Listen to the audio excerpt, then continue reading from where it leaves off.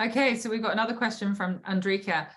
If you renovated a property, say 7 years ago, can you still claim if you can't find all the invoices?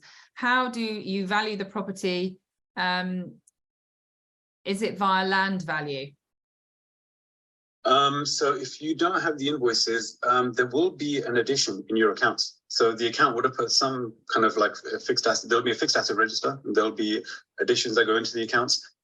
So they should have that. Unfortunately, if you don't have any proof of any expenditure, then we've got nothing to work with. So whilst I say we can go back as far as, whatever, like, I mean, I'm doing a portfolio for a client and he bought all of his stuff in the 70s, so you can go back whenever. But we do need evidence. We need something to work with, because HMRC will invariably ask a question as to, right, on what basis have you done these allowances and what quantify it that way. And I need to be able to back that up for you, because I'm not going to take on anything and put myself or yourself at risk. So we do need some kind of evidence. So if you can find something either in your additions with your account in your fixed asset register, that's all I need. I just literally need for the account to say, right, they spent X amount, I don't know what on, but they spent this year and we capitalized it, not done anything with it, then I can work with that. That's fine. You may find that your account will have taken those expenses or whatever else and revenued them in your account and claimed them as expenses.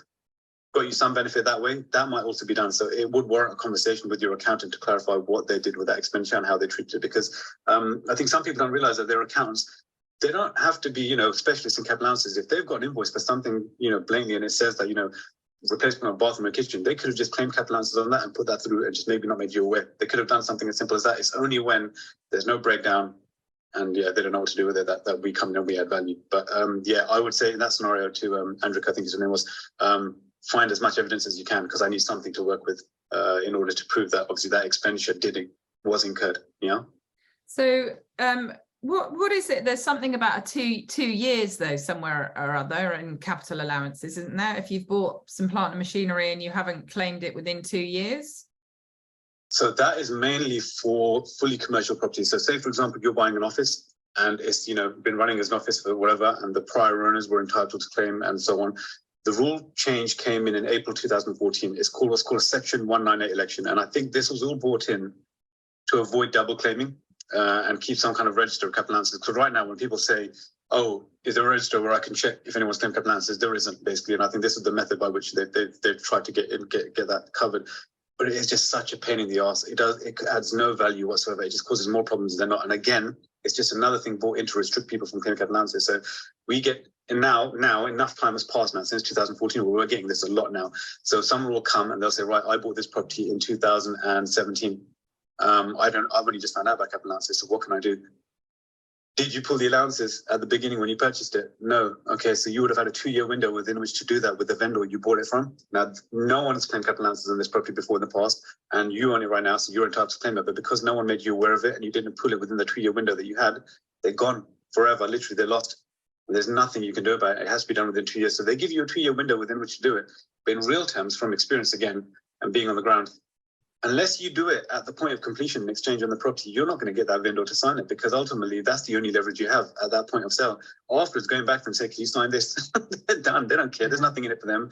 There's no mandatory requirement for them to sign it, so they're not going to assist you. So we usually put a time frame like, you will assist us. We put some clauses in the contract saying that you will comply with our request for information and sign this selection upon completion, and it'll be done within a 3-month period, so we get it all done.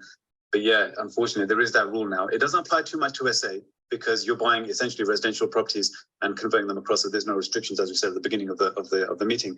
But there are scenarios where people are buying running SAs, and in that scenario, if the prior owner was entitled to claim, then you do need to do a Section 198 election with them. That Section 198 election, what that is essentially it's just a document that has your tax reference details on it, the vendor's tax details on it. We identify the allowances, we put the figure down, and you both sign it.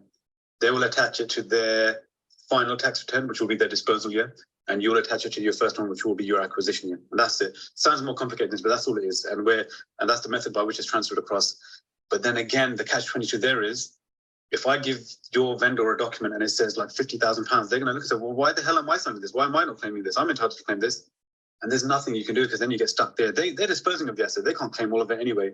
But in order to get around that, you might need to give them some allowances for their previous year, their last open amendable year, because they can go back 2 years. I wouldn't want to do that. I never give any allowances away again, because why should we? They never paid for it. You snooze, you lose. They missed out. You've identified this kind of tax break and you're taking advantage of it. And now they're annoyed because they missed out on it. That's not your problem. But yeah, it is a bit of a sticking block that we're getting more and more now, because enough years have passed for this to start becoming a major issue. And we're getting more and more people coming out of the woodwork and saying, right, I'm going to sue you now because you're my conveyancing solicitor. You never made me aware. I've missed out £300,000 worth of allowances. I have to pay 60 grand in tax, all because of your negligence. And it is massive negligence. So yeah, that's the 2-year rule, unfortunately. Doesn't impact SA too much, only in certain scenarios. But yeah, for commercial property in general, which is what a lot of people after service accommodation do move into because they move to bigger things, something to be aware of. There is a 2-year window within which to claim these allowances. Otherwise, they are lost forever. So even if you buy it, you're entitled to claim, you flip it, the next person might come after you because you've not done anything with it. So again, when I say incorporate into your property strategy, it stops you from being negligent and compliant with all the kind of rules that are coming in. So it sounds like that if the only instant where you have to be very aware is if you're buying an already running serviced accommodation and they haven't claimed the capital allowances yet. So exactly. Maybe a holiday cottage that somebody has just, you know, it was their second home and they just ran it and they're not experienced or knowledgeable, like the people clearly who are here. Fantastic. I see we can run over, but I did just want to ask one question with regards to your portfolio that was bought in the 70s. So you spoke about, obviously, you know, when you purchase a property and everything that's in it at that moment, and we talked about a value of being 350 to 400,000. Now, obviously, when he bought them in the 70s, they would have probably been like a couple of £1,000s for a property. So how does it work when you have such a low value when you purchase the property? Sometimes it works. For him, it kind of works only because all of his units are in East London. So I've got one which is like a really tiny, narrow kind of phone shop. You know, like you see them, they're just tiny. There's nothing in there, right? He bought it for 89,000 back in 1979. It's worth like 1.2 million now. It's just a shack, right? But there's not 1.2 million pounds worth of value in there. So to be fair, the 89,000 pound purchase price actually works for that scenario because there's probably just about that much kit in there. But we're restricted to the purchase price. So we have to do it based on the purchase price. And that's where it kind of gets a bit muddy. I mean, a completely separate example, I did one in Wales recently. A guy bought a business centre. It was huge. It was absolutely huge, beautiful, amazing. Like there was a science lab there. There was multiple service offices, everything else. He bought it for like 450 grand. It was insane. It was immense, the amount of kit in there. Once we did the capital allowances claim, the actual integral pre-features came to like about 1.5 million. He only spent 450,000. We have to artificially dumb down the allowances because no way HMRC are going to let it through. But he massively underpaid for what it was because I don't know how he did it. But it's insane.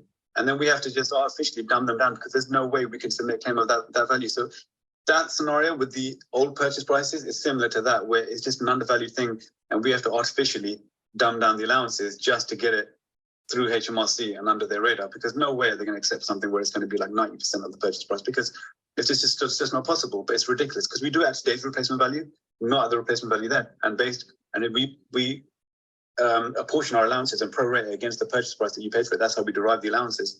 But yeah, we do have those scenarios. They're few and far in between, but boy, are they tough. They are really hard, those ones, because it's like, what did you do? This is insane. But yeah, some people get lucky and buy stuff of that nature. Amazing, amazing.